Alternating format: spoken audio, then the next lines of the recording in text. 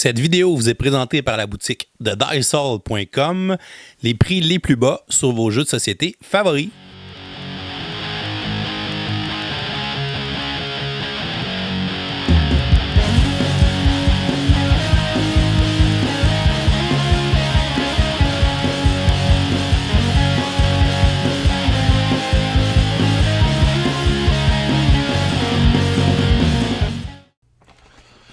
Bonjour chers amis joueurs, ici LP, et aujourd'hui je te présente la bête Lisboa. Lisboa, c'est un jeu de Vital Lacerda qui est réputé pour faire des jeux un poil plus complexes que The Crew. Et Lisboa, qu'est-ce que c'est? C'est un jeu de 2 à 4 joueurs, un jeu euro, placement, non pas tout à fait de placement d'ouvriers, mais gestion de main de cartes, gestion de ressources. Et dans le fond, Lisboa, ça va reprendre thématiquement l'histoire d'une ville qui, je crois, est au Portugal, qui est évidemment la ville de Lisboa, dans laquelle il y a eu une espèce de catastrophe au 17e siècle, je dirais. Je ne vais pas trop m'avancer, je n'ai pas le livre de règles devant moi. Quelque part au 17e siècle, où il y a eu des grands tremblements de terre qui ont détruit une grande partie de la ville. Il y a eu des inondations, des feux suite à ce tremblement de terre-là. Et le roi ou le marquis de l'époque a décidé de faire un plan de reconstruction extrêmement ambitieux pour reconstruire la ville de Lisboa suite à cette catastrophe-là. Et les joueurs vont s'occuper de cette reconstruction-là dans cette partie-là. C'est donc un Lacerda. Si tu ne sais pas ce que je veux dire par c'est un Lacerda, c'est premièrement une boîte qui est très grosse, là, qui est très haute, qui est faite mince, mais qui est très haute. C'est un jeu qui a beaucoup de composantes, c'est un jeu qui a beaucoup de règles, c'est un jeu qui a beaucoup de mécanismes qui sont imbriqués les uns les autres. C'est un jeu qui a beaucoup de choses qui vont se passer. Dans ce jeu-là, ce que tu vas faire grosso modo, c'est que tu vas tenter de marquer des points de victoire qui sont représentés par des perruques, parce que semble-t-il, c'était un signe d'opulence à cette époque-là. Et pour marquer ces points de victoire-là, tu vas avoir à jouer des cartes. Les cartes vont te donner accès à certaines actions, construire des bâtiments, aller chercher des ressources, aller placer différents officiers dans les différentes maisons de nobles qu'il y a à l'intérieur du jeu. Ces officiers-là vont forcer les autres joueurs à payer des surcoûts en influence quand ils vont vouloir tenter d'aller négocier avec ces différents nobles-là. Tu vas aller avoir une influence sur le clergé de la place, le cardinal, qui lui va se déplacer sur son espèce de piste. Ça va te donner accès à des tuiles bonus qui vont te donner un paquet de petites actions bonus. Tu vas pouvoir aller chercher des espèces de cartes de décret qui vont te permettre de scorer des points à la fin de la partie. Tu vas pouvoir aller chercher des plans qui vont te donner accès à des bâtiments publics, qui vont te permettre de faire scorer les bâtiments que tu as déjà construits de différentes façons. Bref, tu le vois, il y a beaucoup de choses qui se passent. Fait qu'à la place de tout t'expliquer ça puis te le résumer en 30 secondes, je vais prendre beaucoup de ton temps pour t'expliquer le jeu en détail. Go! Donc, au niveau de la mise en place, Lisboa, c'est un jeu qui a beaucoup de choses installées, fait qu'on va vraiment y aller section par section dans le plateau. Je vais commencer avec la section que je vais appeler des nobles. Il y a le district des nobles. Première chose qu'on va avoir à faire, c'est qu'on va aller chercher ces petits jetons-là qui sont des jetons d'influence. On va en prendre un par joueur par couleur, fait que 3 verts, 3 bleus, 3 roses, par exemple, dans une partie à 3 joueurs, ce que je suis en train d'installer. On les brasse tous au hasard et on en donne un à chacun des joueurs. Fait qu'on va vraiment, là on a un petit sac pour le faire à part, je ne sortirai pas, mais on en prend un. Moi j'ai pigé ce jeton-là, je vais aller placer ça sur mon petit plateau personnel. Mon petit plateau personnel, il ressemble à ça ici. Et juste ici, j'ai des espaces pour mettre les 3 jetons nobles. Fait que je vais aller installer mon jeton. On fait la même chose avec les autres joueurs. Il y a un joueur qui va avoir le vert, il y en a un autre qui a encore un rose. Et on va placer les autres jetons comme je les avais placés initialement. On va les ramener ici, les jetons restant sur la partie centrale du plateau. Fait que mes 3 bleus, mes 2 verts et mon rose restant, ça s'en va là.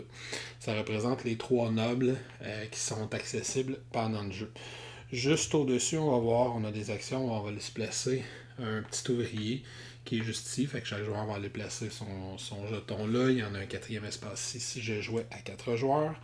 Les joueurs vont également aller avoir placé certains de leurs jetons d'officiers comme ceci sur le plateau central.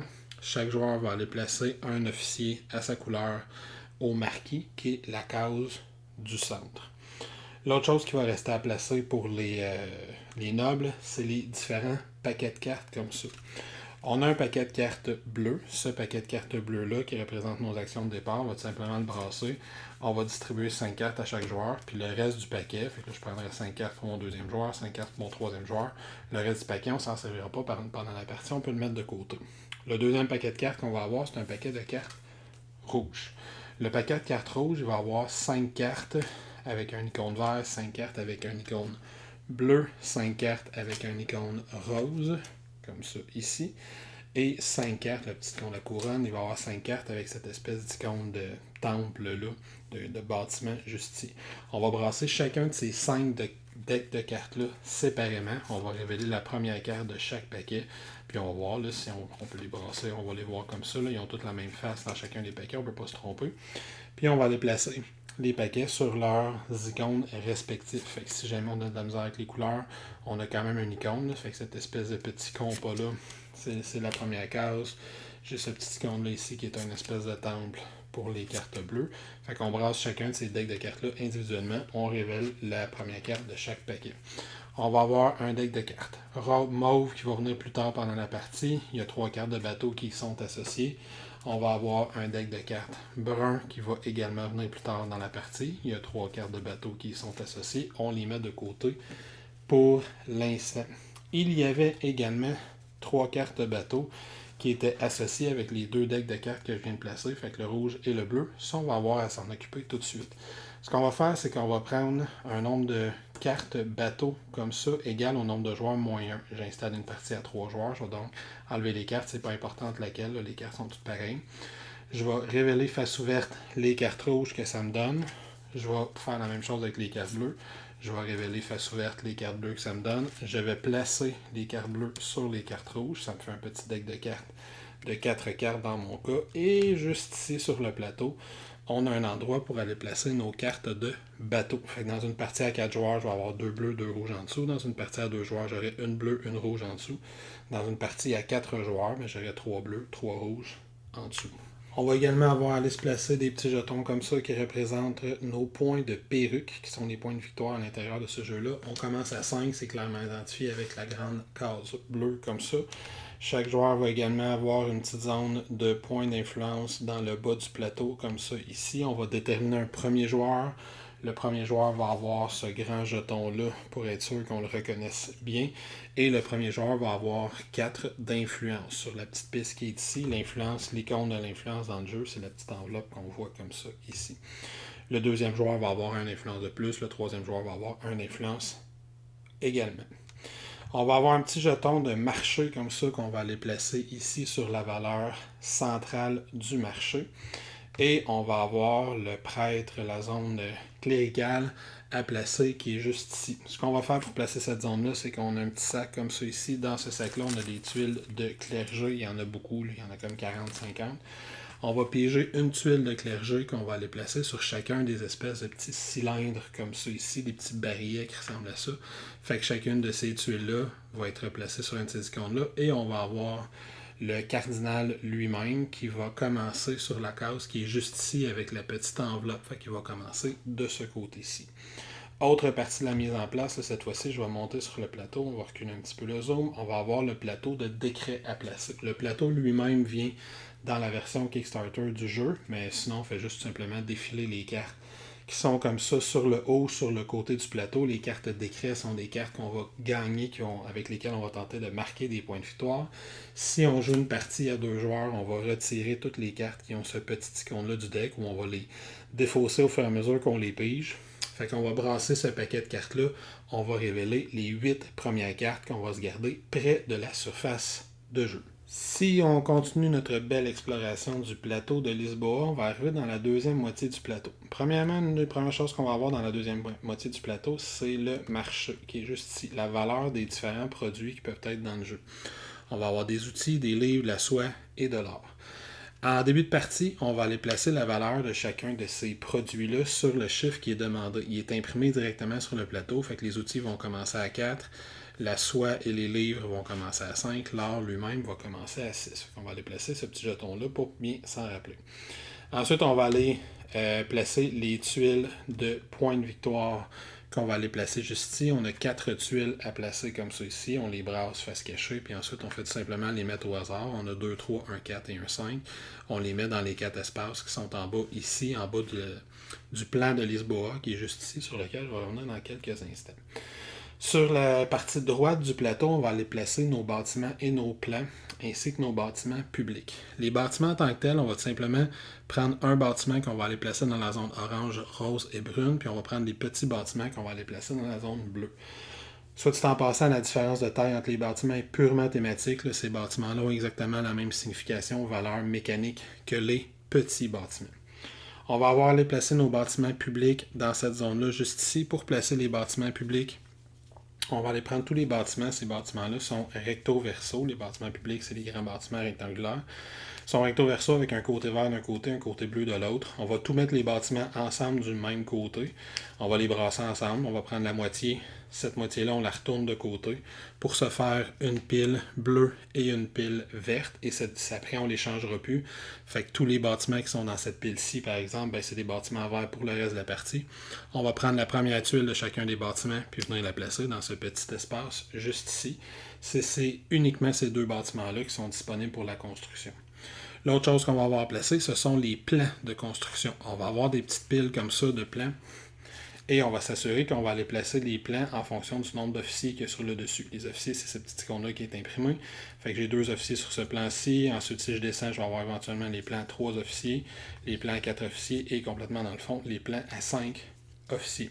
Fait qu'on fait la même chose avec la pile bleue et avec la pile verte. On place nos officiers comme ça, nos plans avec les officiers en partant du moins d'officiers jusqu'au plus d'officiers dans le bas de la pile.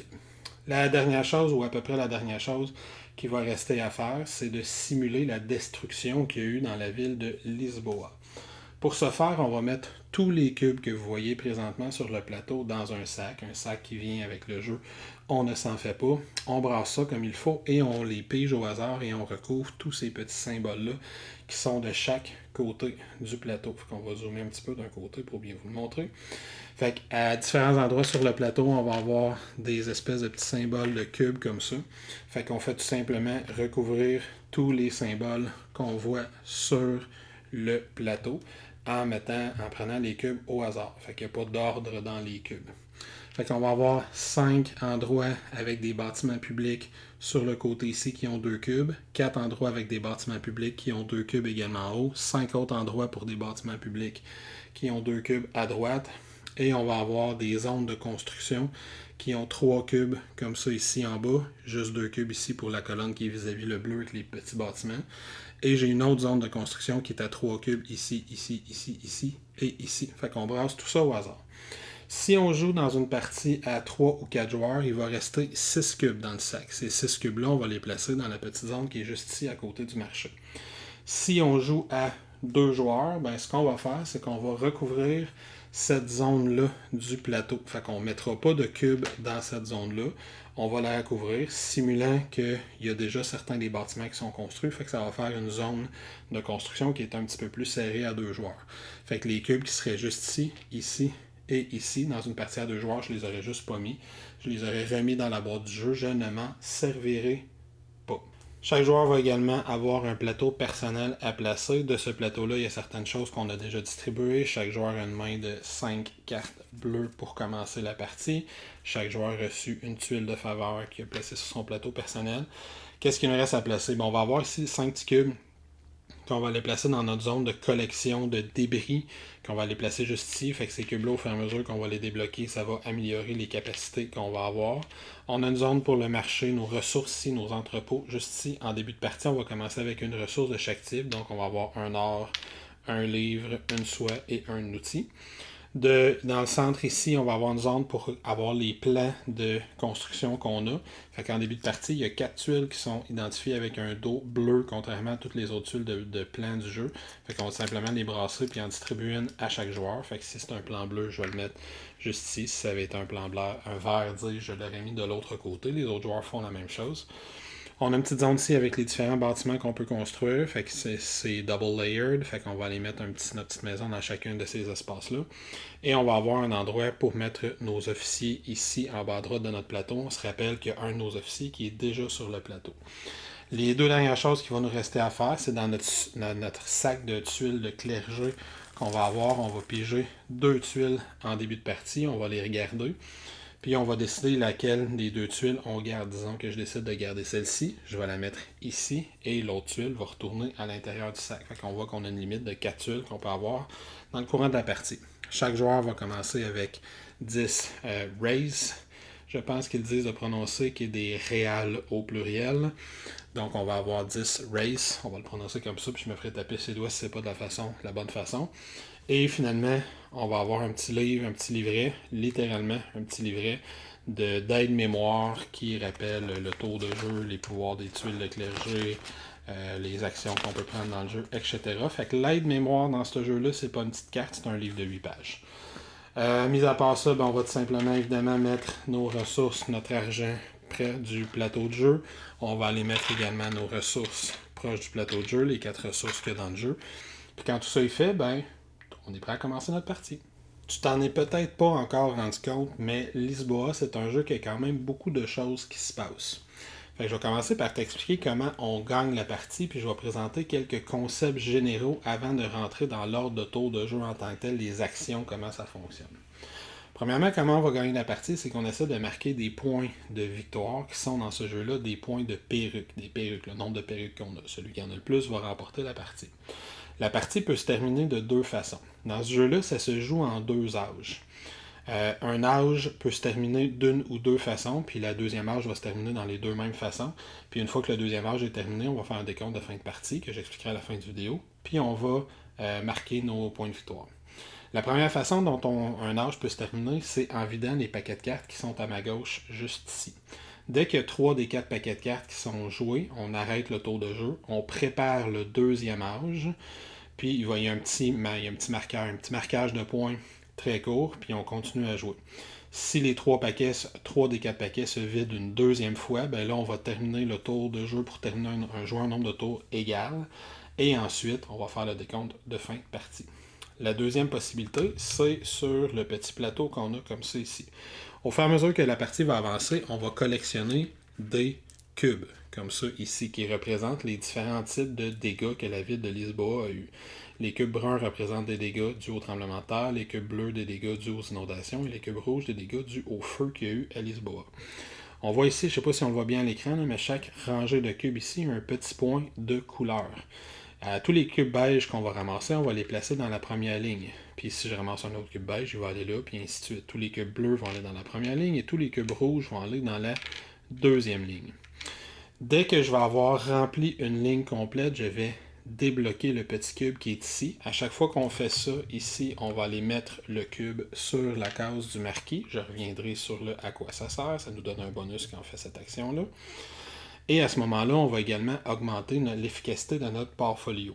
Si on réussit à faire ça 2 fois, fait que si je remplis la deuxième colonne comme ça ici, on va déclencher la mi-partie de la même façon que si j'avais vidé 3 des 4 paquets de cartes qui sont juste là. Et là, on va procéder à la mise en place de la deuxième, dans la deuxième ère de la partie. Et si jamais un joueur remplit sa 4e colonne, ça déclenche la fin de la partie de la même façon que si on avait vidé 3 des 4 paquets de cartes pour une deuxième fois. Je précise que ces 2 conditions de partie-là sont interchangeables. Fait que la première ère de la partie pourrait se terminer à cause des colonnes, parce que j'ai complété 2 de mes 4 colonnes. Et là, on va défausser toutes les cartes rouges, on va préparer la deuxième ère, et la deuxième ère pourrait se terminer parce que 3 des 4 paquets se vident. L'inverse est aussi vrai, la première ère pourrait se terminer parce que 3 des 4 paquets se vident, et la deuxième ère pourrait se terminer à cause des 4 colonnes. Donc ça, c'est pour la fin de la partie. Quand est-ce que ça se termine? Comme je l'ai dit, là, il y a des scores à la mi et à la fin de la partie. Ça, je vais y revenir. 2 petits concepts que je vais expliquer qui sont importants.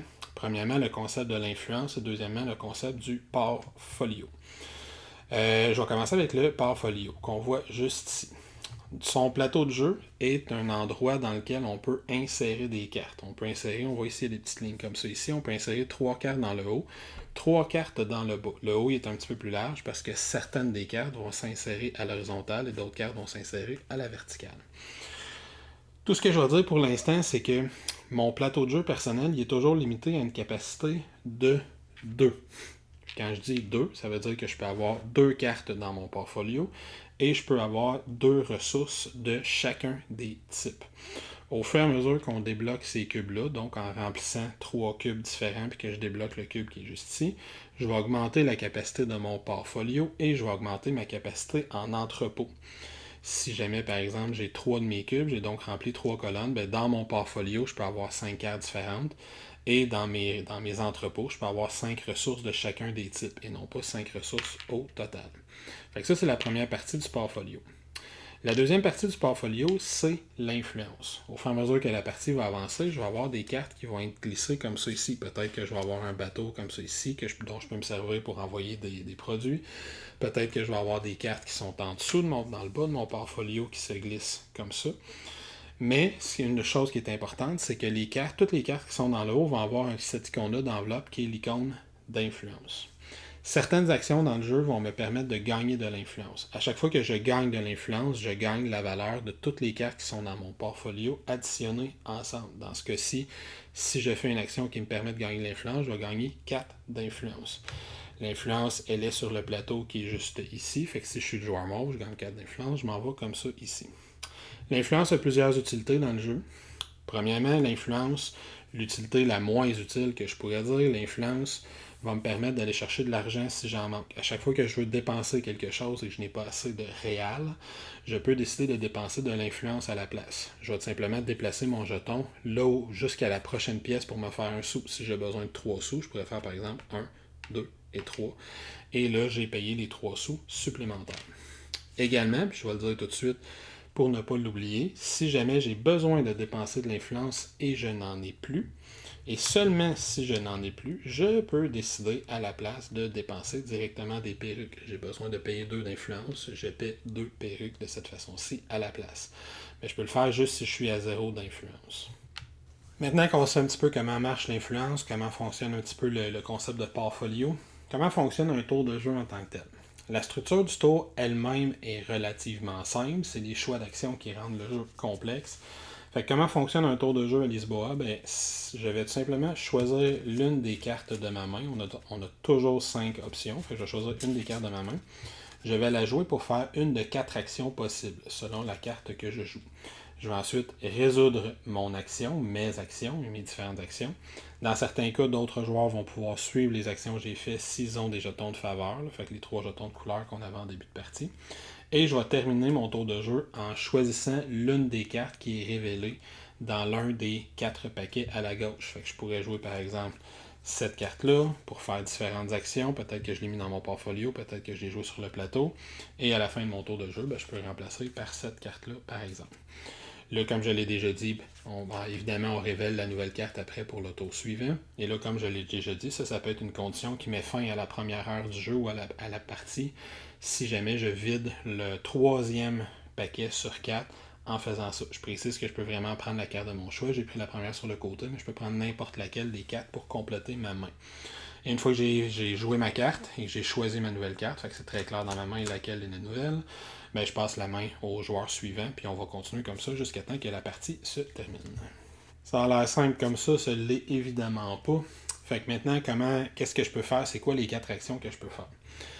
Premièrement, je vais tout de suite dire que si on est mal pris, il y a une action qu'on peut faire, c'est aller chercher de l'or. Fait qu'à n'importe quel moment dans le jeu, si j'ai rien à faire avec mon tour, j'ai pas les ressources que ça prend, j'ai pas d'argent, j'ai pas les nobles que ça prend pour jouer, j'ai toujours le droit de défausser une carte de mon choix, n'importe laquelle parmi mes 5, et d'aller chercher une ressource d'or, donc un jeton d'or, que je vais aller placer dans mon entrepôt personnel. Fait que cet or-là, je pourrais le vendre plus tard, l'échanger, etc. Je vais pouvoir faire différentes choses que je peux faire avec.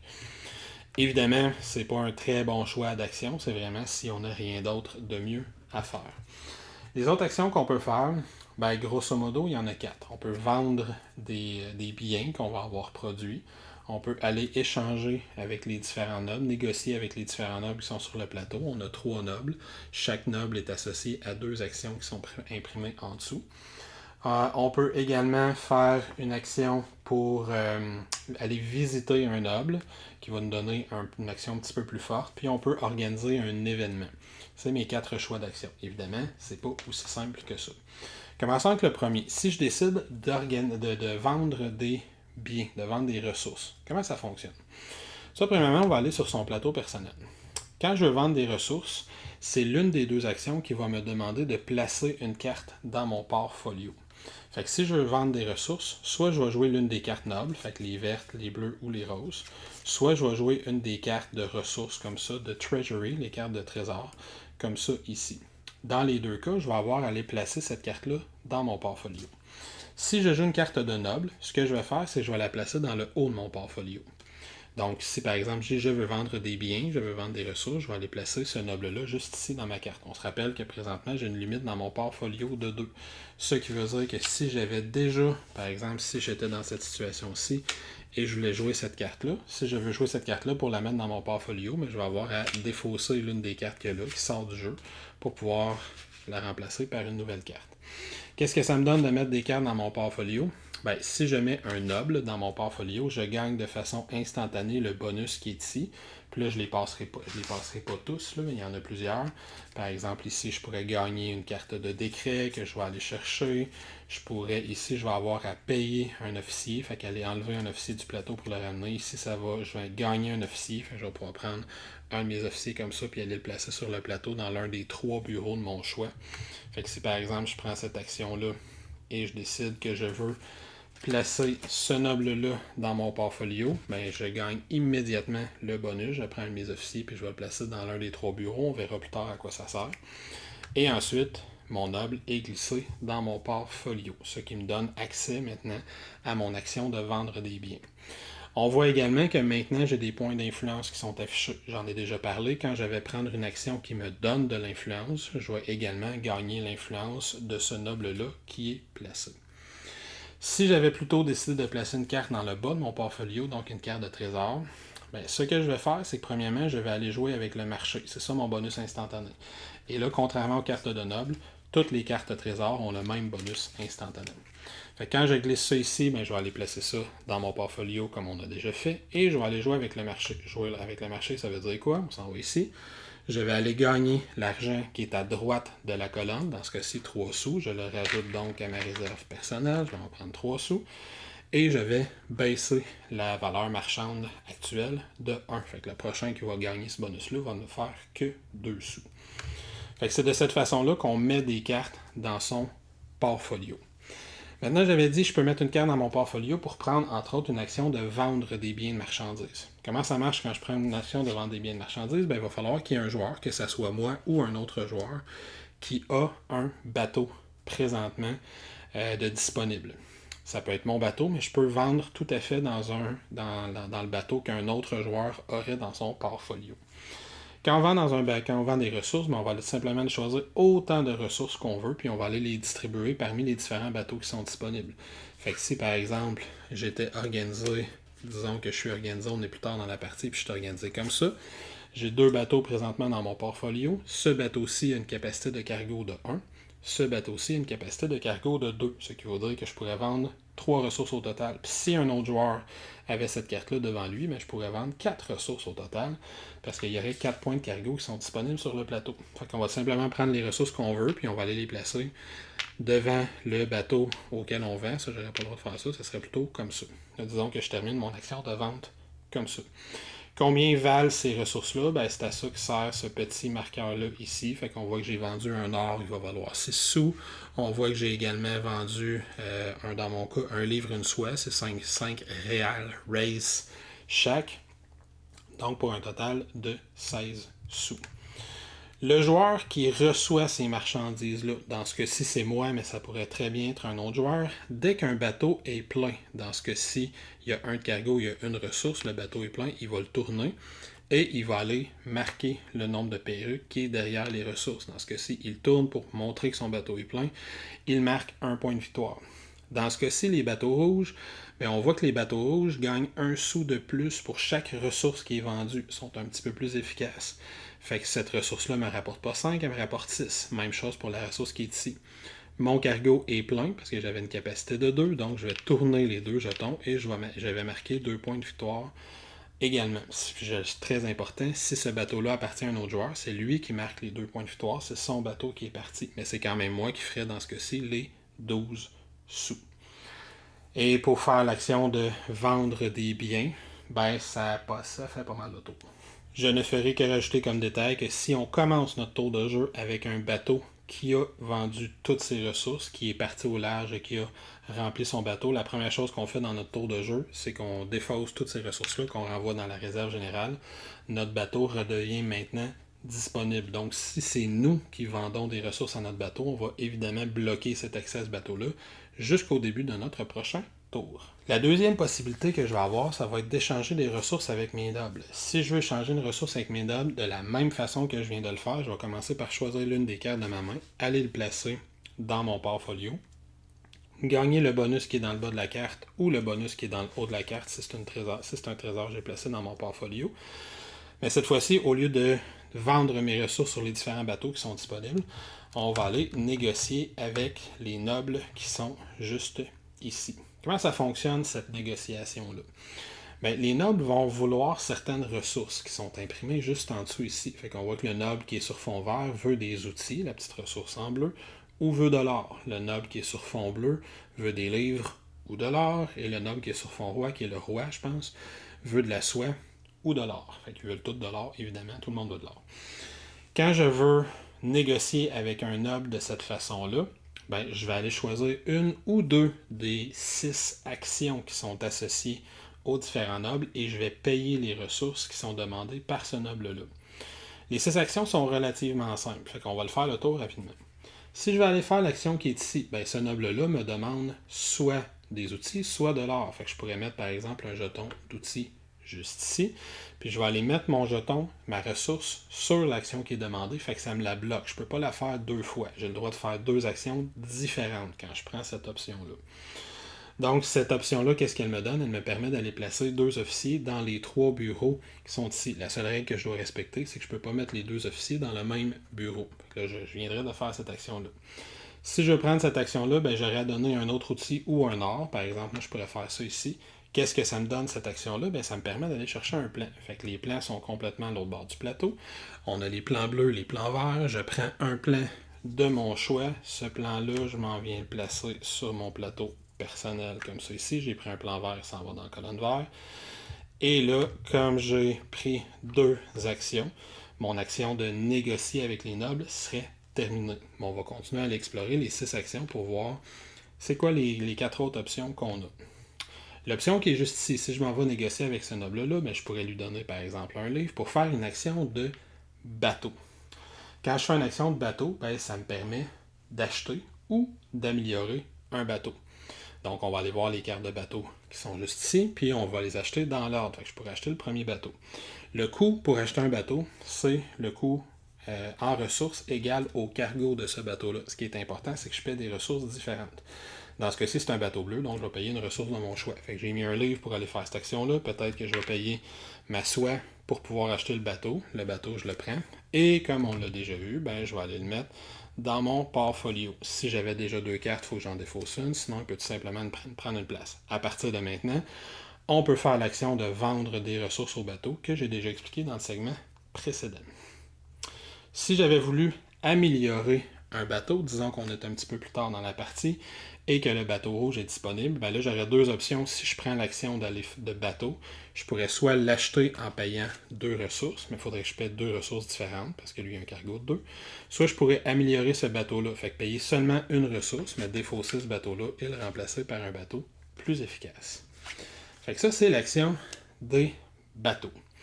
Si je prends l'autre option que ce noble-là m'offre, la 3e option, fait que c'est l'option qui est juste ici, fait que j'aurais pu mettre mon jeton de livre sur cette icône-là, ou si j'ai déjà pris cette icône-là, peut-être que je vais vouloir y aller avec de l'or.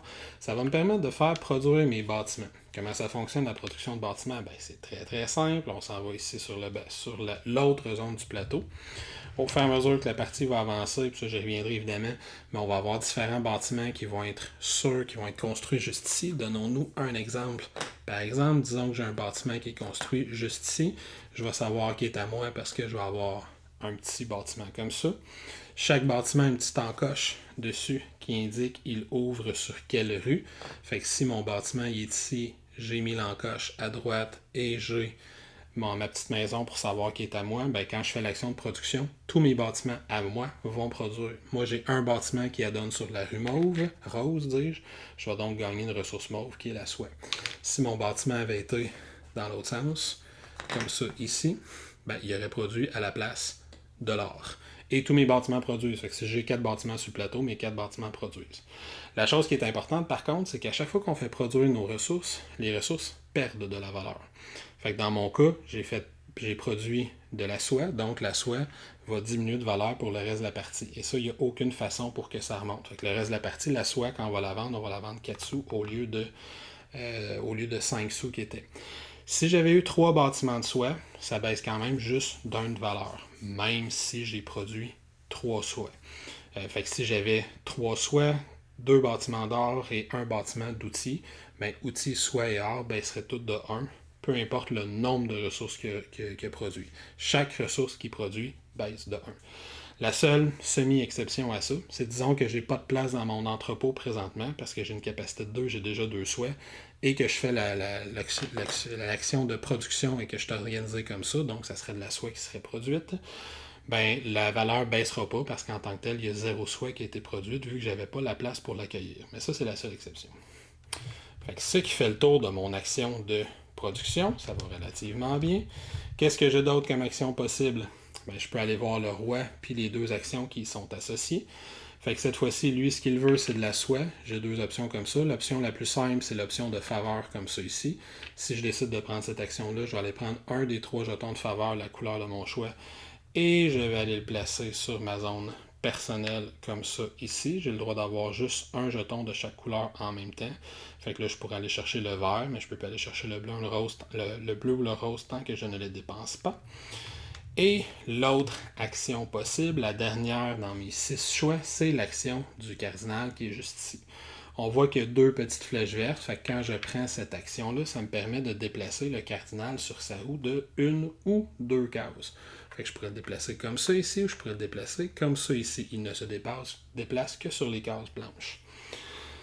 Quand mon cardinal s'est déplacé, ça me permet de gagner les tuiles, une des 2 tuiles qui est adjacente au cardinal. Ces tuiles-là, on va aller les placer sur sa zone de jeu personnelle juste ici. On se rappelle qu'on en a une en début de partie. Et ces tuiles-là vont me donner un paquet de bonus passifs différents. Je ne les passerai pas toutes un par un. Ça peut nous donner des rabais sur certaines actions. Ça peut nous donner plus d'influence ou plus de perruques quand on fait certaines actions. Il y a 37 tuiles différentes qui ont tous un bonus différent. Puis on a un petit rappel ici. Fait qu'au fur et à mesure que les tuiles sortent, on va vérifier ce qu'ils font. Puis on tente d'aller chercher celles qui nous intéressent le plus. Fait que ces tuiles-là vont nous donner des bonus passifs. Mais là, il y a quelque chose d'important sur cette action-là. Quand le clergé, quand le cardinal, dis-je, passe les 2 cases qui sont spéciales, il y a quelque chose qui se passe. Disons qu'au tour suivant, disons que je suis organisé comme ça plutôt, puis là je décide de faire cette action-là, donc je le bouge juste de 1, je gagne la tuile qui est juste ici.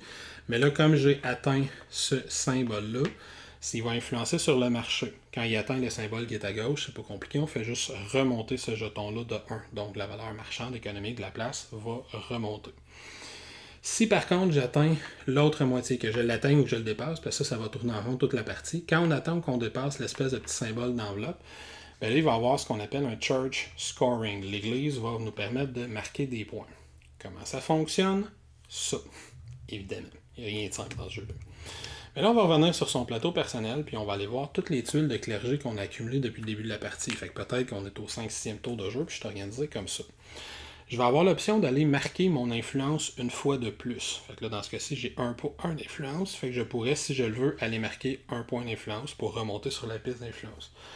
Pour ce faire, je vais avoir à sacrifier une ou plusieurs de mes tuiles de clergé que j'ai accumulées jusqu'ici. Fait que si je veux marquer de l'influence, disons que j'ai un bateau comme ça ici, fait que j'ai envie de marquer les 4 points d'influence qui sont là quand il y a un score d'église, mais je vais avoir sacrifié de mes tuiles. Par contre, quand je sacrifie mes tuiles, disons que je décide de sacrifier ces 2-là, parce que les pouvoirs ne m'intéressent plus ou je ne m'en suis pas servi, ben je vais les tourner de côté, puis je vais aller marquer en perruque le nombre de points de victoire qu'il y a derrière. Fait qu'en décidant de sacrifier ces 2 tuiles-là, ça me permet d'aller marquer 5 points, en plus de marquer mon influence.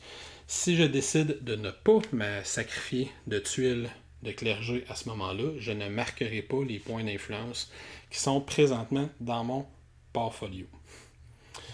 Donc, je résume rapidement parce que j'ai dit beaucoup de choses dans les 10 dernières minutes. J'espère que tu étais concentré. Quand je mets une carte dans mon portfolio, si je prends mon action pendant mon tour de jeu pour décider de mettre une carte dans mon portfolio, j'ai deux options. Soit je vends des produits, fait que je vais aller vendre des icônes comme ça sur les différents bateaux qui sont disponibles et ça va me donner de l'argent selon la valeur marchande de chacune des ressources. Soit je m'en vais négocier avec les 3 nobles qui sont là. Et quand je négocie avec les 3 nobles qui sont là, ça me donne accès aux 6 actions qui sont en dessous, juste ici. Les 6 actions que je viens d'expliquer. J'en choisis une ou deux parmi les 6. Et les actions que je fais, je dois les recouvrir d'un icône comme ça pour montrer que j'ai fait cette action-là. Puis je ne peux pas prendre la même 2 fois. Et là, comme vous l'avez vu, je ne suis pas du tout obligé de prendre mes 2 actions du même côté. Fait que mes actions, soit je vais placer des nouveaux officiers, soit je vais me chercher des nouveaux plans de construction, soit j'achète ou j'améliore un bateau. Je précise, je ne l'ai pas dit tantôt, quand j'achète et j'améliore un bateau, pour montrer que l'économie de la ville va mieux, à chaque fois qu'on achète un nouveau bateau, ce petit marqueur-là va monter. Et je vais remarquer mes points d'influence qui sont présentement dans mon portfolio quand on s'achète un bateau. Je peux également faire produire mes bâtiments, faire bouger le cardinal, ce qui va me permettre de gagner des nouvelles tuiles bonus et de faire potentiellement monter le marché s'il passe cette tuile-là, et potentiellement de remarquer des points d'influence en sacrifiant différentes tuiles de clergé que j'ai eues, soit je vais me chercher une tuile de faveur. Et là, j'ai passé la moitié des actions possibles. Quelle est l'autre moitié? L'autre moitié, c'est au lieu de jouer une carte sur mon portfolio, qui me donne accès à vendre des ressources ou aux 6 actions qui sont juste ici, mais je peux jouer une carte directement sur le plateau. On va dire que je vais aller visiter un noble ou je vais organiser un événement. Je vais commencer par l'organisation de l'événement, c'est de loin l'action la plus simple du jeu. Si j'organise un événement, je vais prendre une carte de trésor comme ça, c'est les seules cartes qui n'ont pas de noble imprimé. Je vais la placer juste ici. Je vais payer le coût actuel du marché. Fait que présentement, mon marché est à 5 race, quelque chose comme ça. Fait que je vais payer mon 5 sous et je vais prendre l'action qui est imprimée en plein centre de la carte. Comme je joue la carte sur le plateau, cette fois-ci, j'ignore complètement le bonus qui est dans le bas, j'ignore complètement le bonus qui est dans le haut. On se rappelle que ces cartes-là, si je prends une des 2 premières actions disponibles, je vais la glisser dans mon portfolio. Fait que je vais gagner le bonus qui est en haut, ça va me donner un bonus passif qui est dans le bas. Mais si je la joue sur le plateau, j'ignore ces icônes-là, je me concentre sur ce qui est au centre. Dans ce cas-ci, c'est l'action qui est juste ici, que je vais expliquer dans quelques instants. Mais ces affaires-là, ça peut être un paquet de choses différentes, ça peut me donner des actions, ça peut me donner des ressources de différents types. Fait que je vais tout simplement payer le coût du marché et faire ce qui est imprimé dans le centre de la carte. Fait que l'autre chose que je peux faire comme dernière action, c'est d'aller visiter l'un de ces nobles-là. Fait que les nobles, on l'a déjà vu, là, ils viennent dans 3 couleurs. J'ai le roi, l'architecte qui est vert, j'ai le marquis qui est bleu. Et pour faire cette action-là, la couleur du noble est très importante. On se rappelle que quand je joue une carte dans mon portfolio, soit pour vendre des ressources, soit pour accéder aux 6 actions particulières des nobles, si je place une carte dans mon portfolio, je gagne ou je paie le bonus qui est en bas. Quand c'est un petit X rouge, il faut que je le paie. Je gagne ou je paie le bonus qui est en bas, ça me permet d'améliorer mon influence potentielle. Mais là, la couleur du noble n'a pas d'importance. Que j'ai joué le roi ou le marquis, ça n'a aucune importance pour faire ça. Je vais quand même pouvoir vendre des ressources dans les bateaux qui sont là, ou si je le choisis, je vais quand même pouvoir dépenser les ressources qui sont demandées pour aller prendre 2 actions de mon choix. Si je décide plutôt pendant mon tour de jeu d'aller jouer une carte en haut comme ça, ben la carte que je vais jouer va déterminer à quel noble je rends visite. Fait que si par exemple je joue cette carte-ci, j'ai joué l'architecte, je vais placer mon jeton dessus pour montrer que je joue l'architecte, c'est super important. Puis ensuite, je vais pouvoir résoudre l'action de l'architecte. Comment ça marche, les généralités de quand on va visiter un noble? Ben, premièrement, je vais avoir à payer de l'influence, peu importe le noble que je vais visiter. L'influence que je vais avoir à payer, ça va être le nombre de jetons qui ne sont pas de ma couleur dans le bureau de ce noble-là. Fait que si j'étais dans cet exemple-ci, j'ai joué une carte verte, il y a 2 jetons qui ne sont pas de ma couleur, ça me coûte donc 2 d'influence. Fait que si j'étais à 7, ben, je tomberais à 5 d'influence pour pouvoir aller visiter l'architecte. S'il y avait eu, disons, une situation comme celle-ci, ben là, j'arrivais à payer 4 d'influence pour pouvoir aller visiter l'architecte. Je rappelle que si j'ai pas assez d'influence, si je suis dans cette situation-ci, par exemple, je peux dépenser 2 d'influence et je pourrais payer 2 points de victoire pour payer les 2 d'influence manquants. Je précise aussi tout de suite qu'on ne se bloque pas tant que ça dans Lisboa. Fait que si je prends une action qui me permet d'aller placer des officiers, là on comprend maintenant que les officiers servent à augmenter les coûts en influence pour nos adversaires.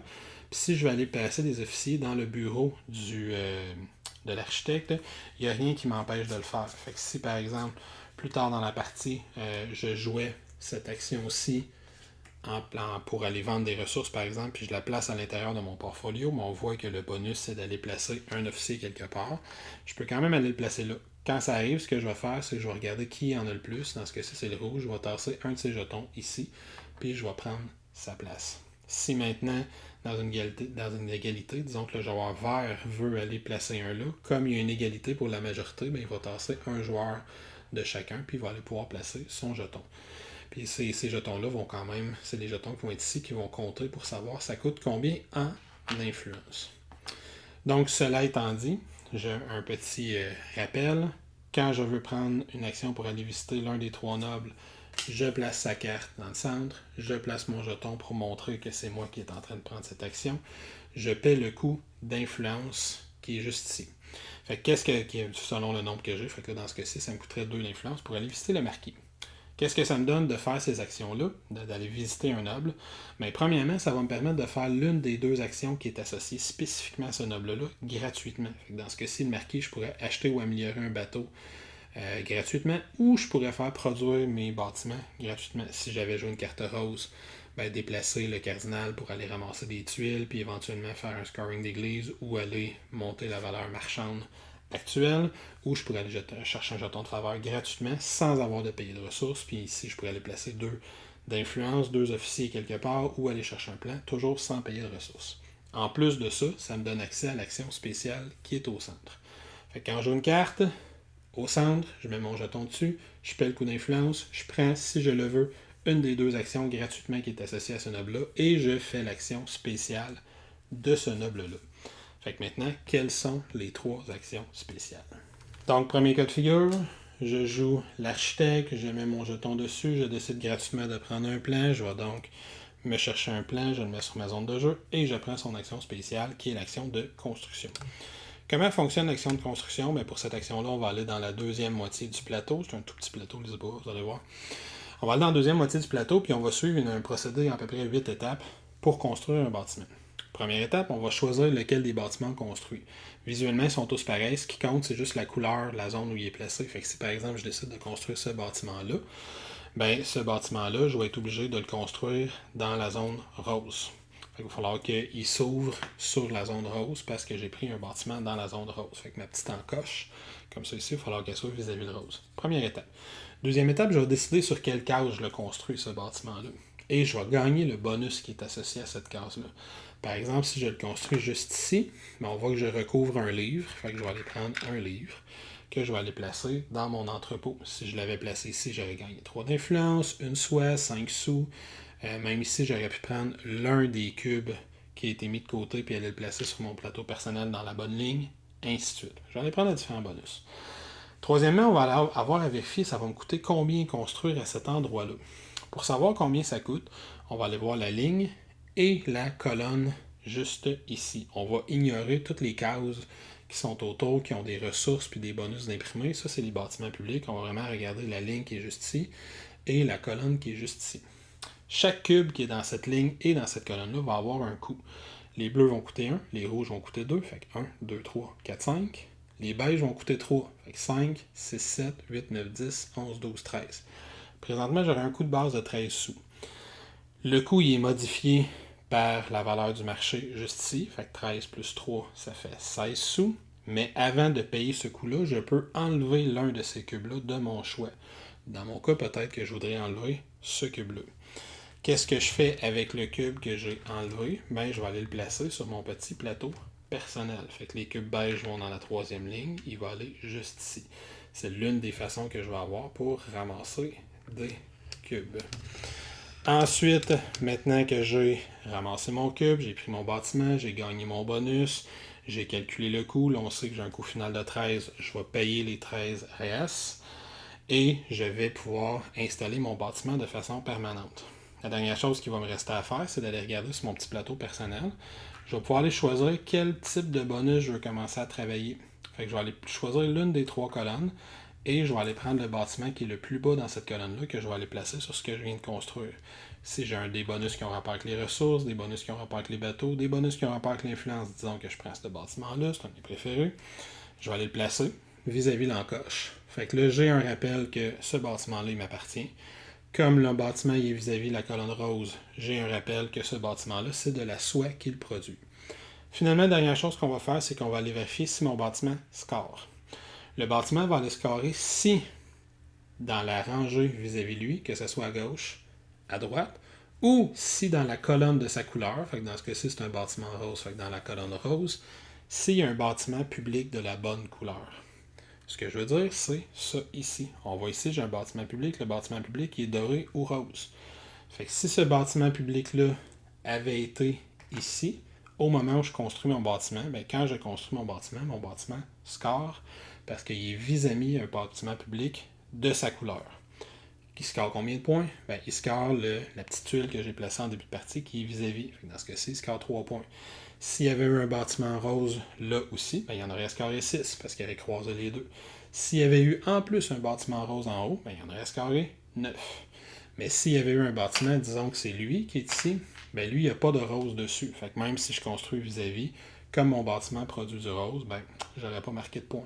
Par contre, si j'avais placé un bâtiment dans le bleu, ben, j'aurais marqué parce qu'il y a du bleu dessus, mais j'aurais marqué 4 points, ce qui est en dessous de sa carte. Fait que ça, c'est pour l'action de construction. Deuxième cas de figure, je joue le marquis, donc le noble qui est en bleu. Fait que quand je joue le marquis, je mets mon jeton dessus, je paie l'influence appropriée, dans ce cas-ci, ça me coûterait 2 d'influence. Je fais gratuitement une action de bateau où je produis je fais produire gratuitement tous mes bâtiments.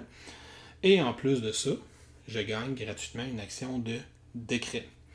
Qu'est-ce que ça fait l'action de décret? Ben là, tu vas être content, c'est l'action la plus simple du jeu. Je prends une des cartes qui est dans le plateau du jeu, juste en haut. Je prends celle que je veux. Je pourrais prendre celle-ci, par exemple. Chacune de ces cartes-là, c'est une façon de scorer des points à la fin de la victoire. Fait que si on en prend 3 cartes, par exemple, ici, ça va me dire tous les bâtiments qui produisent de l'or vont rapporter un point de victoire, peu importe à quel joueur ils appartiennent. Alors que si je prends par exemple ce bâtiment-là, ben, tous les bâtiments qui sont sur la rue Brune vont rapporter 2 points de victoire, mais là, c'est juste mes bâtiments à moi qui vont scorer. Ici, ben, à la fin de la partie, chaque ressource de livre que je possède, je vais faire un point de victoire. Ici, si c'est moi qui ai le plus de bâtiments bruns à la fin de la partie, je vais marquer 5 points de victoire, etc., etc., etc. Il y en a 80, je pense, des cartes de décret. Fait que en veux-tu, en veux. Ça, tu n'as pas de limite au nombre de cartes que tu peux avoir. Tu peux en avoir 72 si tu veux, ce qui devrait normalement te faire gagner la partie si tu en as 72.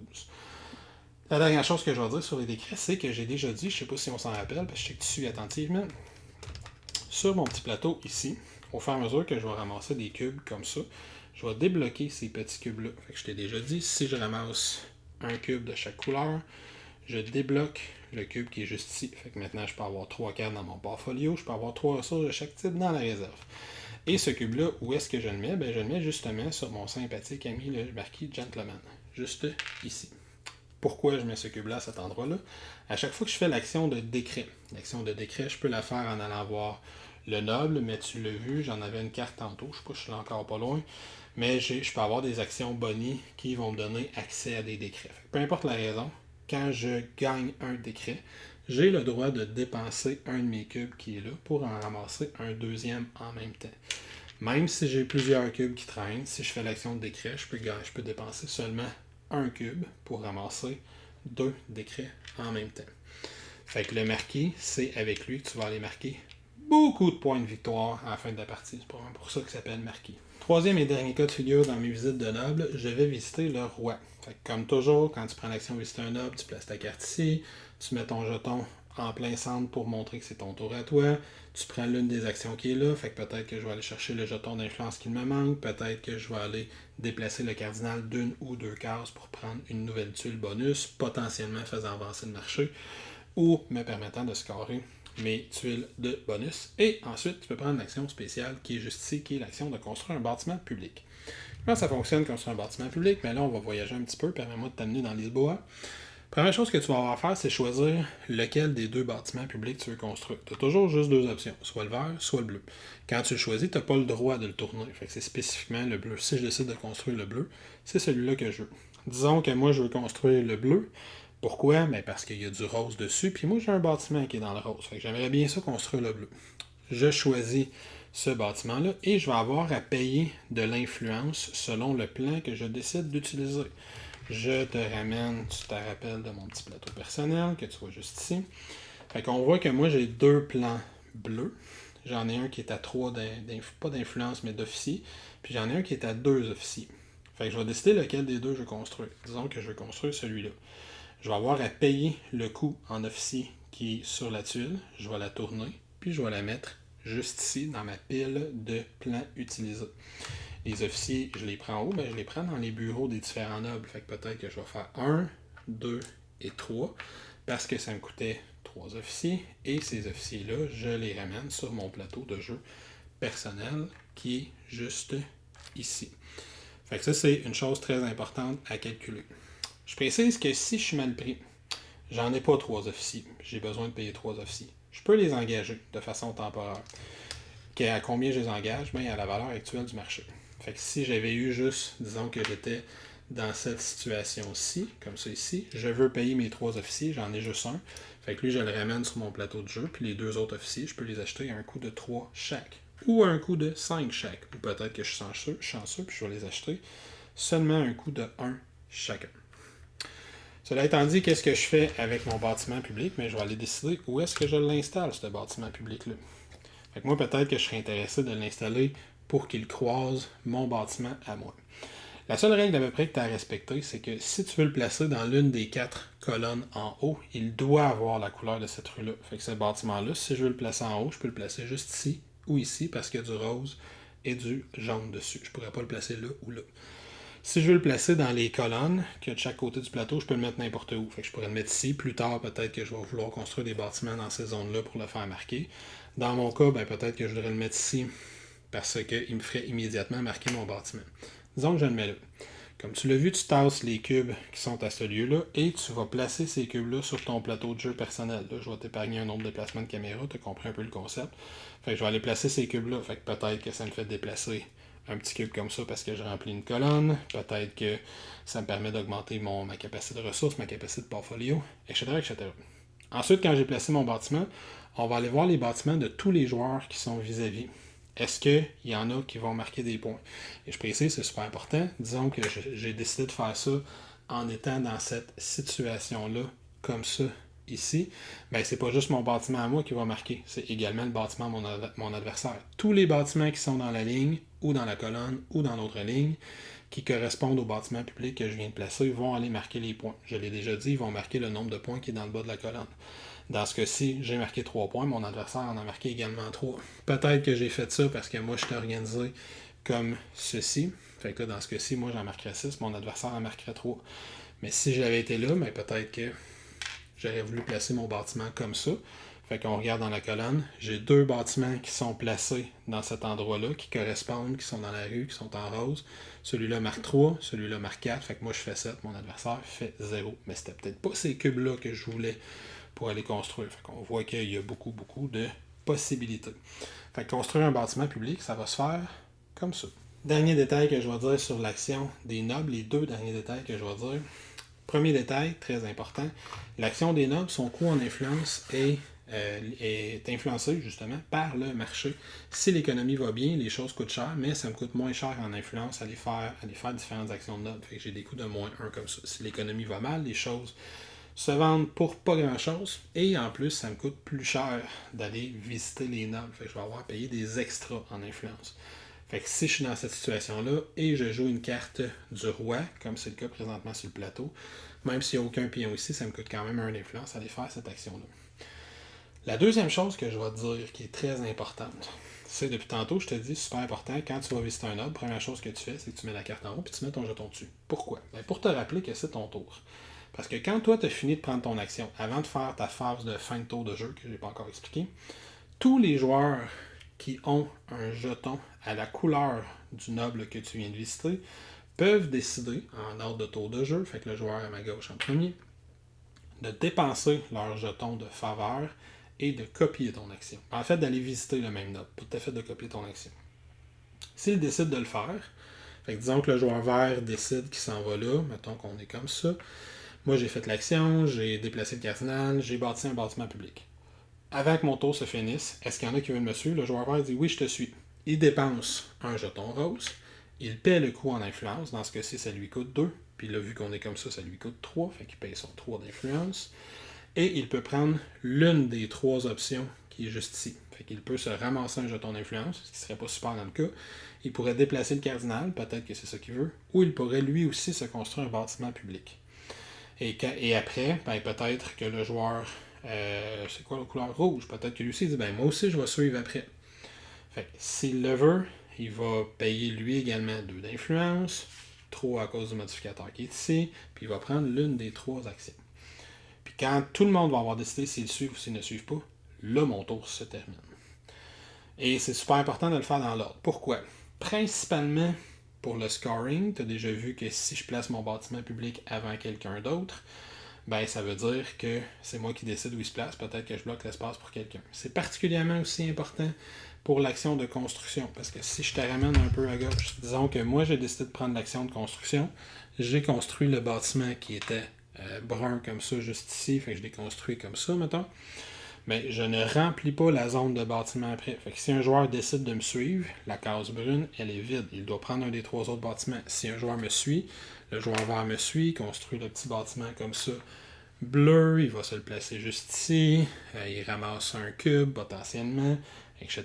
Ben, quand le joueur rouge ici décide de suivre, il y a juste 2 options dans les bâtiments qui restent. Fait que c'est très important qu'on fasse ça dans l'ordre. Finalement, après tout ça, là, j'ai pris une action de roi, j'ai fini mon tour de jeu. Qu'est-ce que tu fais à la fin de ton tour de jeu? Ben, si tu as joué une carte sur le plateau de jeu, la carte, tu la défausses. Si tu as joué une carte dans ton portfolio, tu fais tout simplement annoncer la fin de ton tour de jeu. Et pour finir ton tour de jeu, tu vas remplacer chacun des espaces vides. Fait que s'il y a des bâtiments, tu fais tout simplement une nouvelle tuile de bâtiment. Si tu as acheté des nouvelles tuiles, pas acheté, mais si tu as gagné des tuiles de clergé, tu vas les piger dans le sac pour les ramasser. Ainsi de suite. Et surtout, tu vas choisir l'une des 4 cartes qui est disponible, puis tu vas l'ajouter à ta main. Fait que tu es toujours censé avoir 5 cartes en main à la fin de ton tour. J'ai joué une carte, il m'en reste 4. Je choisis elle, bang, j'ai 5 cartes en main. Je révèle la nouvelle carte, mon tour est terminé. Je passe la main au joueur suivant. Et on va continuer comme ça pendant plusieurs tours de jeu. Après un certain temps, on va arriver à la fin du premier âge. Comment on sait qu'un âge se termine? J'en ai déjà parlé rapidement. Si un joueur termine les 2 premières colonnes de son plateau, fait que si par exemple j'étais comme ça au début de mon tour de jeu, pendant mon tour de jeu j'ai été construire un bâtiment, le cube que j'ai décidé de ramasser c'est un cube rouge, je le place ici, ça va donc déplacer ce cube-là qui s'en va chez le marquis, me donnant potentiellement un deuxième décret. Je termine 2 colonnes. À la fin de mon tour de jeu, on achève l'âge en cours, puis on prépare l'âge suivant. Immédiatement quand mon tour se termine.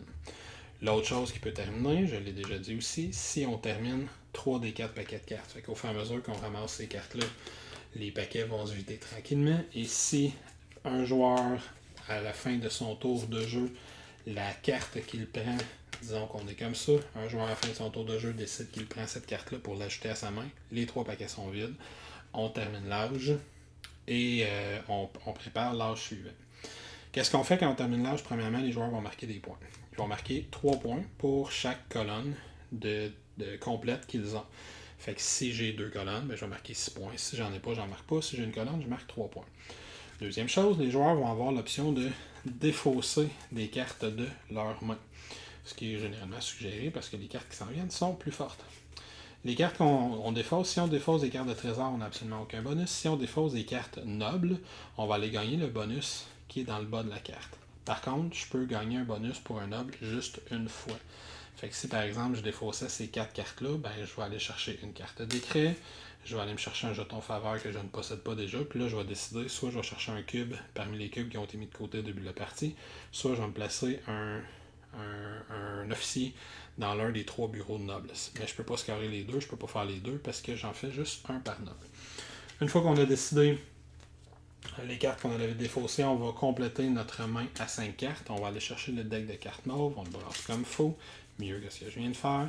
On pige pour remonter à 5 cartes. Fait que s'il m'en manquait 4, j'en pige 8 cartes. Dans mon cas, j'ai tout défaussé.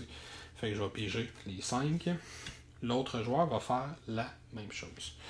On va aller préparer sur le plateau de jeu principal la nouvelle série de bateaux qu'il va y avoir.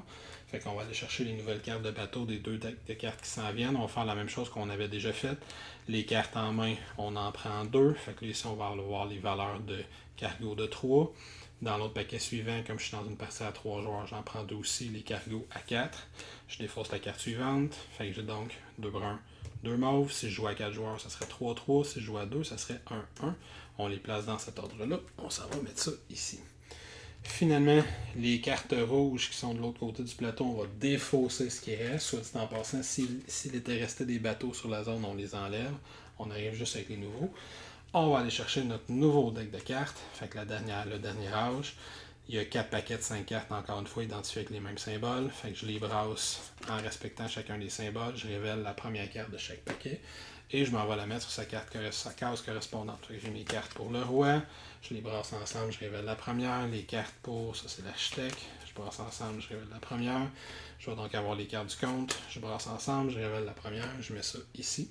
Et on reprend où on était rendu. Fait que si j'avais gagné des décrets, je vais remplacer la zone de décret, la remplir. Si j'avais pris des tuiles de clergé, je remplis les tuiles de clergé. Si j'avais construit des bâtiments, je remplis les tuiles de bâtiments. Puis on continue comme ça. Éventuellement, on va se rendre à la fin de la partie. La partie va se terminer en respectant exactement les mêmes règles que je viens juste d'expliquer. Donc, si un joueur, en ramassant des cubes de différentes couleurs, se place éventuellement sa 4e zone, fait que si je gagne 3 nouveaux cubes comme ça, ben, je vais déclencher la fin de la partie. Ou si un joueur prend la dernière carte en vidant un 3e des 4 paquets, exactement comme je viens de le montrer, je vais également déclencher la fin de la partie. Là, par contre, on va vérifier c'était qui le premier joueur, contrairement à la mi-partie. On va vérifier c'était qui le premier joueur et on va s'assurer que tout le monde joue un nombre de tours égal. Fait que si c'est le 2e joueur sur 3 qui déclenche la fin de la partie, le premier est terminé, le 3e joue un dernier tour et la partie est terminée. Étrangement, le score de fin de partie est quand même relativement simple et il est résumé juste ici. Premièrement, tu vas aller vérifier la valeur de cargo de chacun de tes bateaux que tu possèdes encore dans ton portfolio. Fait qu'ici, par exemple, si j'ai cette carte-là, je marque 1 point. Si j'ai réussi à les construire, ces 2 cartes-là, ben, je marque 6 points à la fin de la partie, potentiellement en plus d'autres bateaux que je vais avoir. Juste ici, tu vas aller faire comme à la mi-partie, tu vas aller marquer 3 points pour chaque colonne complète que tu as avec les 3 cubes différents. Fait que si c'est moi qui ai déclenché la fin de la partie, je vais en avoir un minimum de 4, peut-être même 5. Je marque 3 points par colonne. Ici, on va aller vérifier les majorités dans chaque couleur de bâtiment. Et ça, c'est imprimé directement sur le plateau. Fait que c'est relativement facile à suivre. On va aller regarder qui a le plus de bâtiments qui produisent de l'or. Il va marquer 3 points, le 2e joueur 2 points, le 3e joueur 1 point. Le plus de bâtiments qui produisent la soie, c'est 963. Le plus de bâtiments qui produisent des livres, c'est 963. Le plus de bâtiments qui produisent des outils, c'est 642. Si jamais il y a une égalité à un certain rang, si par exemple le premier et le 2e sont en égalité, on additionne leurs points ensemble et on divise par 2. Fait que s'il y a 2 joueurs qui mènent pour les outils, ils vont faire 10 points divisé en 2, 5. Ou si c'est la 2e et la 3e place qui sont en équivalence, 4 plus 2, 6 divisé en 2 ferait 3 points chacun. Ça, c'est pour les bâtiments. Fait qu'on voit qu'il y a quand même pas mal de points marqués ici. Ensuite, on va faire un point de perruque, un point de victoire, pour chaque tranche complète de 5 réals qu'on a. On va aller marquer nos différentes cartes décrets. Fait que dépendamment de ce qu'on a réussi à accumuler pendant la partie, puis là, il y en a un paquet, les badauds que j'ai valent 2 points. Chacun des plans que j'ai avec un ticket vert, je marque 2 points. Chaque outil que j'ai à la fin de la partie, je marque 1 point. Chaque bâtiment que je possède sur la ligne C, je marque 1 point. Les lignes de bâtiment, on les voit comme ça. Ici à gauche, on voit la ligne E, la ligne D juste au-dessus. Ainsi de suite. Fait que je vais marquer tous mes décrets. Puis si on n'est pas sûr de ce que les décrets veulent dire quand on les voit arriver sur le plateau, on a évidemment un long résumé de tous les décrets du jeu, les 70 décrets du jeu, ce qu'ils peuvent faire. Puis 70, c'est même pas une façon de parler. Pour une fois, il y en a vraiment 70. Ensuite, on va aller faire les majorités pour le plan. Les majorités pour les plans, c'est que je vais aller vérifier sur mon plateau personnel, juste ici. On va aller révéler au fur et à mesure de la partie que j'ai construit des bâtiments publics, ben, j'ai évidemment placé des plans comme ça, face cachée sur cette case-là. À la fin de la partie, on va révéler ça, puis on va aller compter j'ai combien d'officiers sur ces plans-là. Dans ce cas-ci, j'en ai 3, 4, 5, 6, 7. Le joueur qui en a le plus fait 15 perruques, le deuxième 10, le troisième 5. Même principe de bris d'égalité. Si le premier et le deuxième sont en égalité, par exemple, on additionne. On divise en 2 pour les points. Finalement, chaque jeton de faveur que j'ai encore à la fin de la partie, que je n'ai pas dépensé, me rapporte 2 perruques. J'additionne toutes ces perruques-là avec les perruques que je vais avoir ramassées pendant la partie, puis il va en avoir quand même pas mal. Celui qui a le plus de perruques, de points de victoire, l'emporte. C'était donc mes explications du fameux jeu de mon bon ami Vital Lacerda, Lisboa. Donc, qu'est-ce que je pense de Lisboa? Ça a fait du bruit. Qu'est-ce que je pense de Lisboa? Bien, premièrement, les composantes. C'est un Lacerda. Le visuel est de Ian O'Toole. Eagle Gryphon Game, dans cette gamme de jeux-là, font toujours des produits hautement de luxe. Fait que j'en parlais pas super longtemps. Les composantes sont très, très, très bonnes. Peut-être pas extraordinaires, mais sont très, très, très bonnes. La qualité des cartes, c'est presque plastifié. C'est super bon. J'aurais pas besoin de les sleever. Les tuiles sont très épaisses. Les cubes font ce qu'ils ont à faire. Les jetons de bois représentent très bien ce qu'ils ont à faire. Des petits imprimés sur certains de ces jetons-là. Les jetons de ressources sont super bons. L'iconographie est généralement très bonne. Les cartes de décret dans le milieu de la partie, on finit par toutes les savoir, puis on n'a plus besoin d'aller vérifier dans le manuel pour savoir qu'est-ce que ça veut dire. L'iconographie, c'est clair. Même chose pour les bonus dans le haut des cartes de nobles et de trésors. Par contre, les tuiles de clergé, là, l'iconographie n'est pas super bonne. Il y a un code de couleur selon si c'est une habilité permanente une fois ou à la fin de la partie. Mais l'icône dessus, il y en a beaucoup que je dois aller vérifier puis que je sais pas trop qu'est-ce que ça peut faire. Tu as une idée, là, ça rapporte telle ressource ou telle noble, mais c'est pas très clair. Sinon, c'est la seule chose, le reste des composants de plateau personnel. C'est vraiment très bon. Il y a un insert qui est fonctionnel à l'intérieur de la boîte. Je me suis quand même imprimé des petits trucs pour aller serrer les ressources. Mais dans l'ensemble, les composantes sont très bonnes. Le petit manuel comme ça, le petit aide de jeu individuel, j'ai fait des farces avec son nombre de pages en début de partie, mais il est vraiment très très efficace. Je me rappelle plus comment l'action de construction, c'est quoi les étapes. Ah oui, tout est là-dedans. Je me rappelle plus ouvrir un building public, ça va. Ah oui, c'est là-dedans.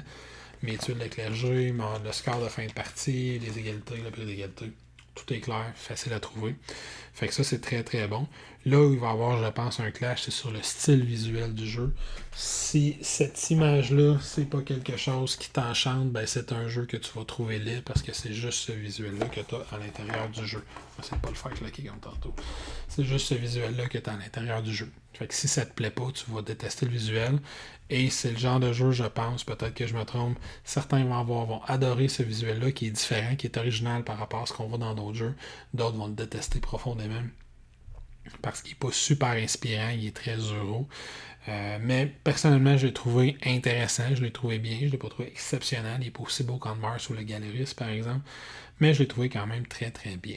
Puis ça, c'était pour les composantes. Maintenant, pour le gameplay. Ben, tu l'as peut-être constaté, je ne sais pas si grâce à tes sens surnaturels, tu t'es rendu compte que c'est un jeu quand même complexe.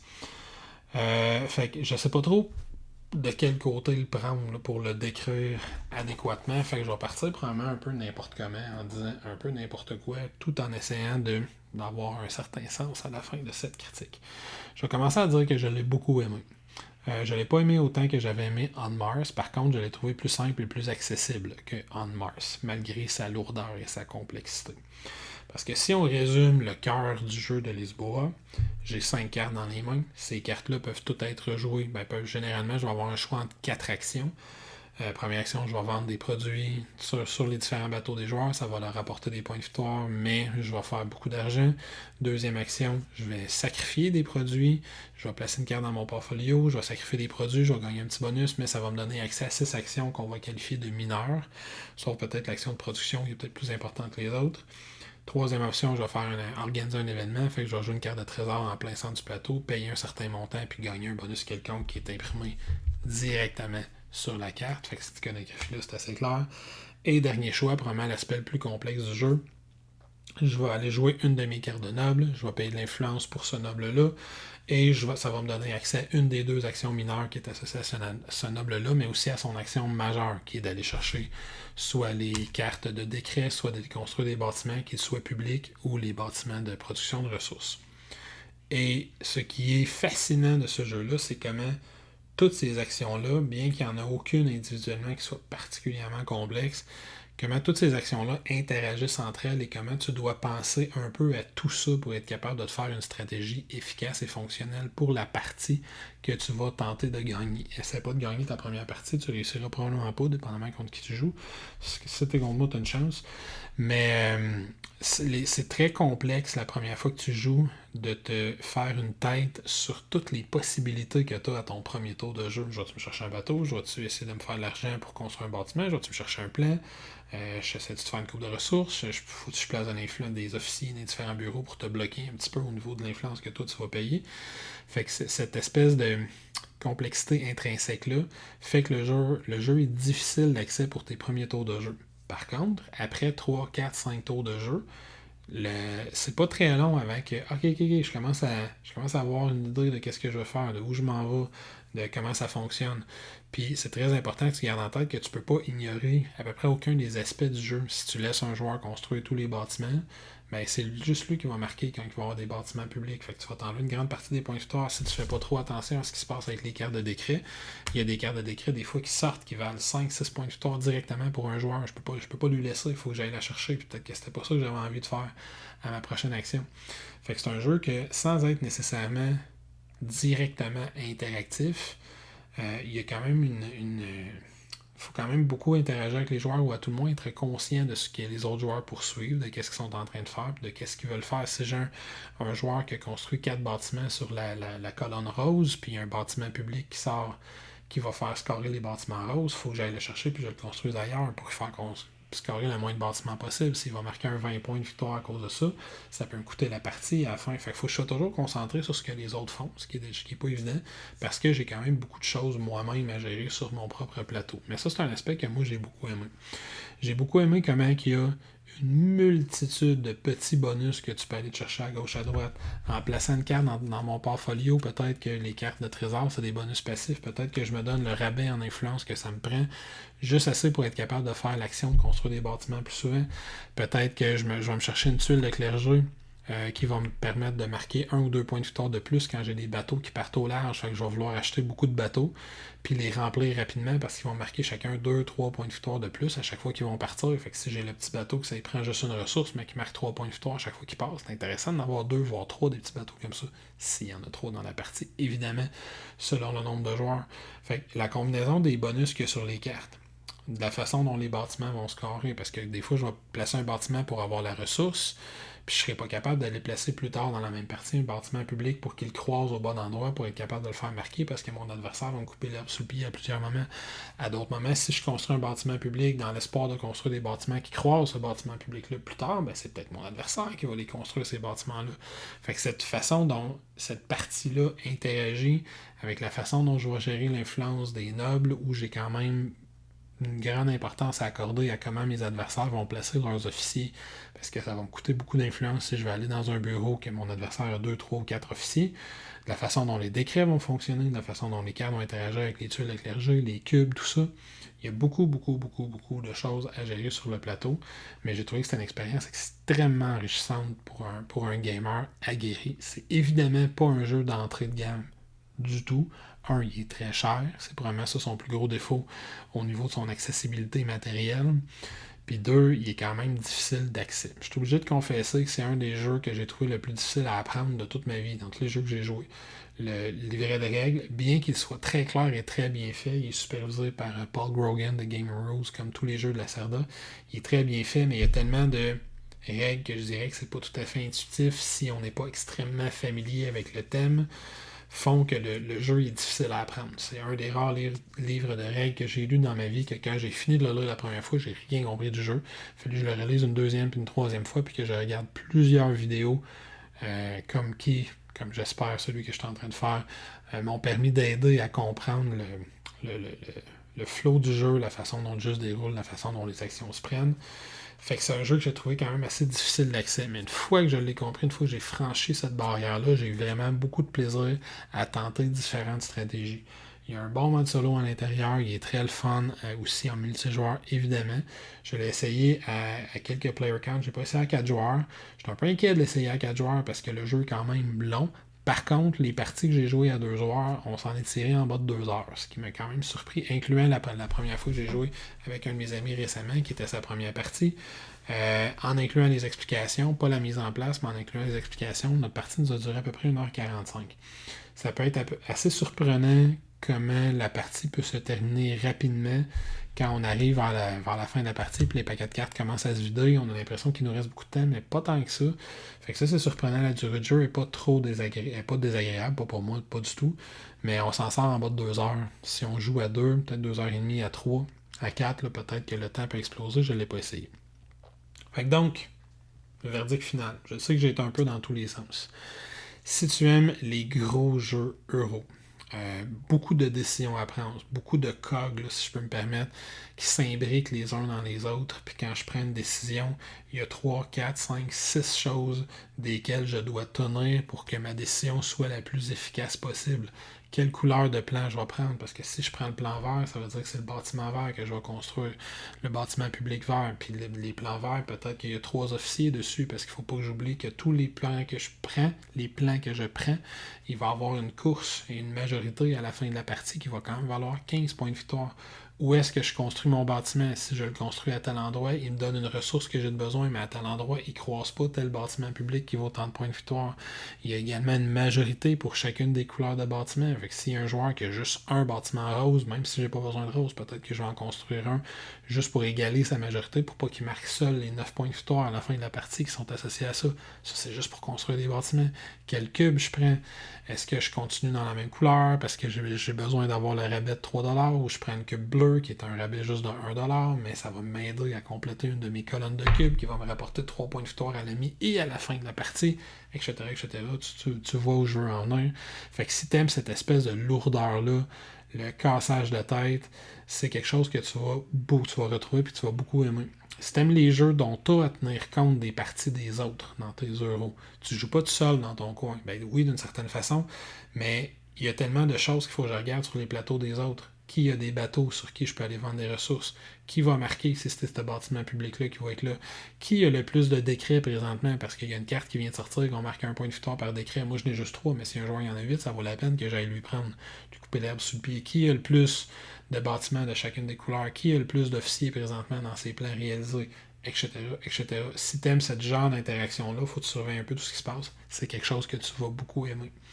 Si toi, un euro que tu cherches, tu as un livret de 5-6 pages, 3-4 affaires à gérer, pas beaucoup de ressources, pas beaucoup de gestion, c'est quelque chose que tu vas trouver évidemment très très long. Quoi que tu t'y attendais probablement si tu es en train d'écouter une vidéo que j'assume être très long sur un Lacerda. Fait que c'est classique de ce que Lacerda va faire. Des gros euros, très complexes, extrêmement thématiques. C'est une affaire, j'en ai pas parlé, mais une affaire que j'ai beaucoup aimé dans le livre de règles. Il y a une explication historique sur à peu près tous les aspects du jeu pour expliquer pourquoi le marquis fait tel type d'action, pourquoi c'est des perruques, la valeur en point de victoire, pourquoi le bâtiment bleu il est plus petit que tous les autres bâtiments. Si tu veux la réponse à toutes ces questions, tu devras aller vérifier dans le livret de règles de Lisboa. Mais il y a une raison sur à peu près toutes les règles qu'il y a à l'intérieur du jeu. Si tu connais les Lacerda, ça c'est quelque chose que tu savais déjà. Fait que si tu veux un jeu donc ça, qui a des espèces de mécanismes qui sont imbriqués les uns les autres et que chaque action a une espèce de cascade de conséquences, c'est quelque chose que tu vas aimer. Si tu cherches quelque chose de midweight, là, de moyen léger ou de léger en termes de jeu euro, c'est quelque chose qui va t'énerver que tu vas trouver extrêmement complexe. Comme un de mes amis me dit, tu aurais le temps de jouer à 2 autres euros de très haute qualité le temps que tu joues à ça. Par contre, tu n'auras pas la profondeur ou l'espèce de tempête cervicale que ce jeu-là va te provoquer. Fait qu'est-ce que le terme de tempête cervicale, c'est quelque chose qui te parle? Si oui, ça va être pour toi. Si le terme de tempête cervicale, ça veut juste dire que tu as mal à la tête, c'est pas quelque chose qui va te plaire. Sur ça, j'espère que ça va t'avoir permis de te faire une idée sur ce qu'était Lisboa. C'est le genre de jeu que je trouve très difficile à décrire parce qu'il est tellement lourd et il y a tellement de choses qui se passent à l'intérieur de ce jeu-là que ça s'adresse vraiment à un type de joueur particulier. Les amateurs de très très très lourd, les amateurs de Galleries, les amateurs d'Anachronie. Si tu es un amateur de ce genre de jeu-là, c'est probablement quelque chose qui va te parler. Parce qu'à son cœur, je l'ai dit, je le répète, le système est relativement simple. Tu joues une carte, choix de 4 actions. Puis je pige une carte à la fin je choisis une carte à la fin de mon tour. Fait que tu as énormément de contrôle sur comment se passe ta partie. Il n'y a pas beaucoup d'hasard dans ce jeu-là. Voilà. Fait que j'espère que ça t'a éclairé. Moi, je vais évidemment te souhaiter une bonne fin de journée, parce que je suis fatigué et j'ai plus de voix. Et avant de te souhaiter une bonne fin de journée, je vais évidemment t'inviter à venir t'abonner à notre chaîne YouTube si ce n'est déjà fait, à venir nous visiter sur Twitter, Facebook, Instagram et pourquoi pas venir nous supporter sur Patreon. Si tu souhaites que l'on continue à te fournir du matériel que l'on espère être d'excellente qualité et que j'aille m'acheter des pastilles pour la gorge sur ça, fais attention à toi, passe une belle journée.